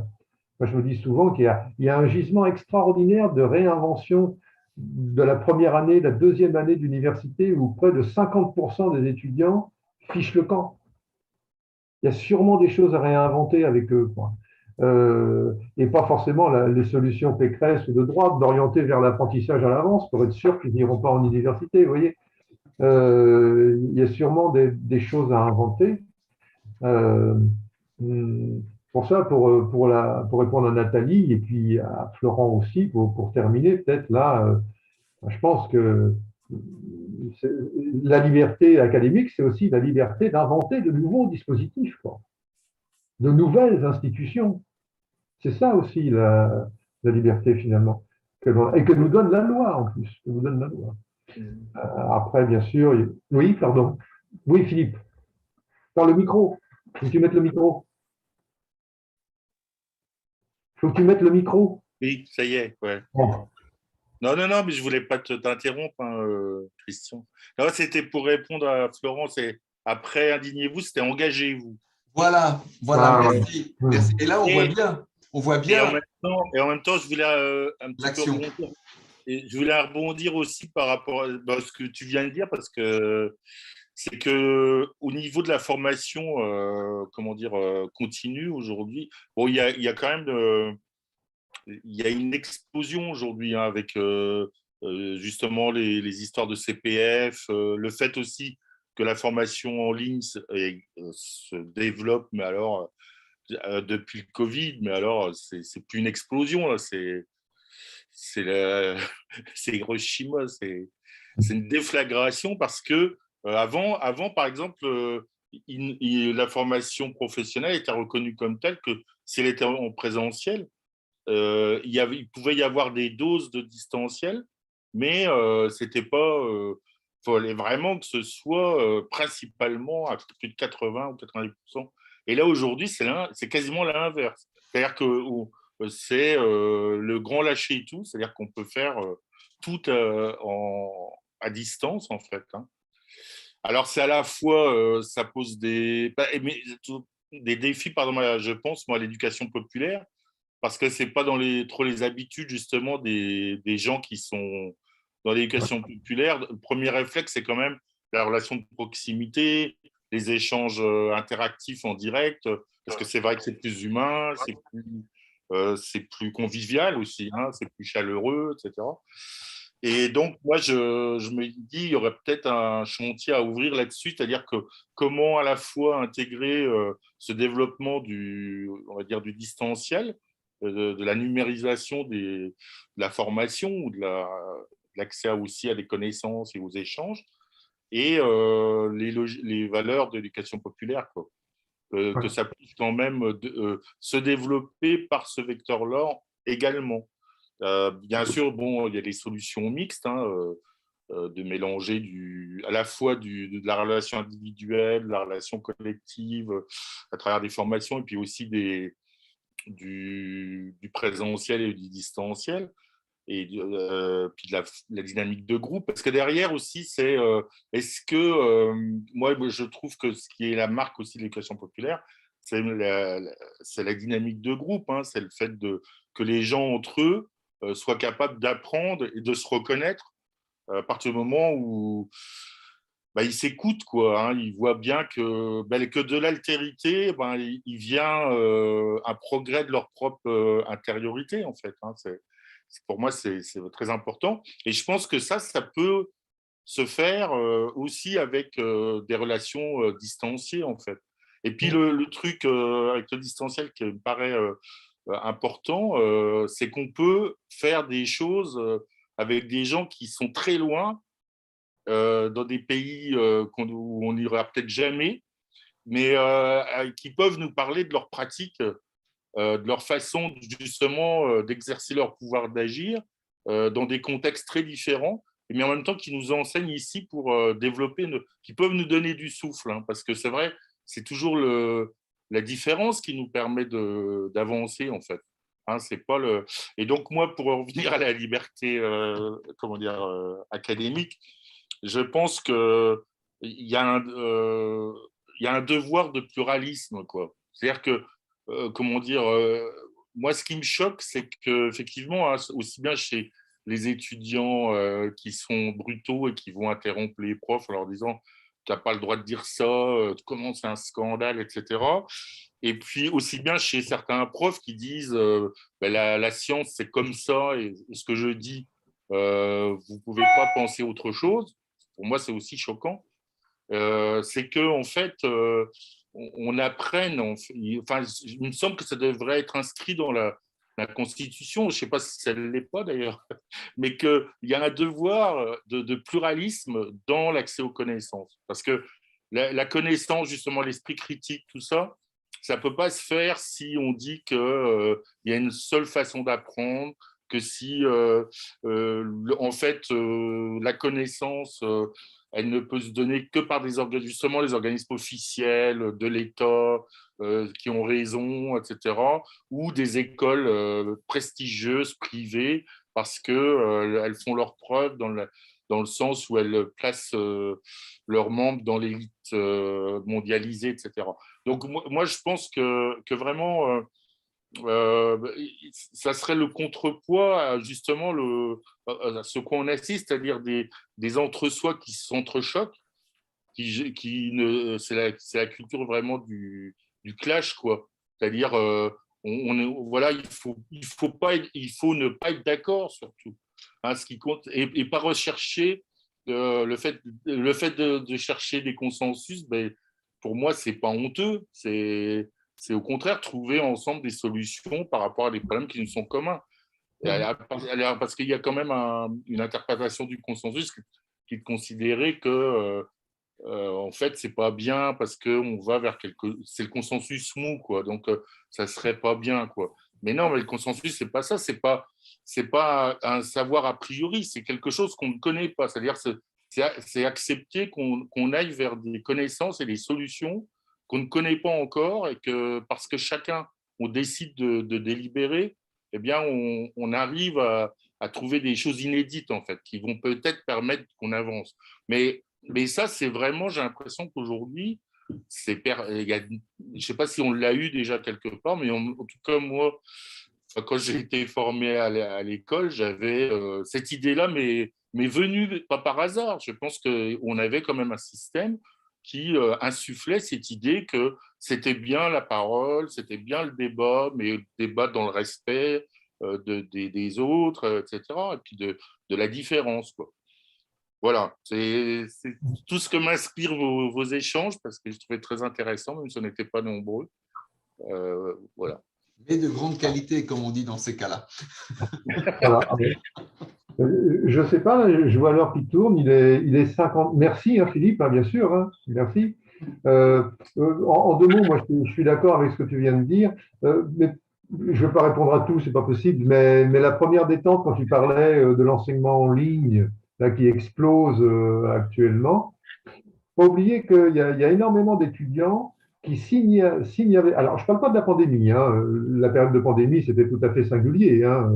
D'ailleurs, il faut remarquer que pendant la pandémie, quand on dit, par exemple, il faut transformer complètement l'école, il faut transformer tout le système éducatif, on dit, mais vous êtes fous, c'est impossible, hein. Et là, on a vu, d'un seul coup, pendant la pandémie, tout a été fermé. Les écoles étaient fermées, les grandes écoles étaient fermées, les universités étaient fermées, et tout a continué quand même, par le biais de... Heureusement d'ailleurs qu'il y avait Zoom et autres systèmes pour pouvoir continuer.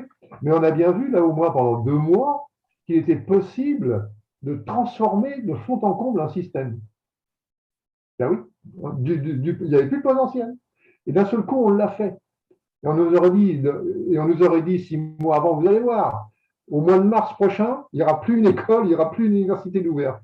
Et pourtant, ça continuera. Donc, personne ne l'aurait cru. Alors évidemment, ça a continué qu'à un cas, hein, personne n'était préparé à ça. Et pourtant, ça a bien eu lieu. Ça a bien eu lieu. Alors, bon, ça c'était juste une aparté, mais auparavant, je me rappelle avec René, quand on a commencé à instituer, avec du mal d'ailleurs, un enseignement en ligne à Paris 8, quand on faisait des sondages auprès des étudiants, qui étaient cette fois une centaine, 100, 150, qui d'entre vous serait venu faire des études à Paris 8 s'il n'y avait pas eu l'enseignement en ligne? Eh bien, sur 10 étudiants, il y en avait un seul qui levait la main. Ça veut dire que 80% ou 90% des étudiants qui étaient dans ces cours ne seraient pas venus, pour des raisons très diverses, ne seraient pas venus à l'université du tout. Vous voyez? Alors bon, il y avait ceux qui ne pouvaient pas parce que les conditions de travail ne le permettaient pas, ceux qui étaient trop malades, ceux qui habitaient trop loin, ceux qui… Voilà, plein de raisons, quoi. Donc, il faut tenir compte de ça. C'est très important. Hein.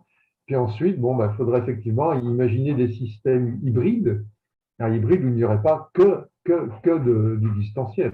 Bien sûr, il faut ce que tu évoquais au niveau de la dynamique des groupes, de la proximité immédiate avec autrui, qui est extrêmement importante. Et là, il s'agirait de construire quelque chose, d'imaginer des dispositifs qui permettraient de garder cette dimension de proximité avec autrui, hein, bien sûr.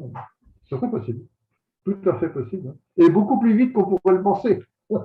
Beaucoup plus vite qu'on pourrait le penser. Voilà.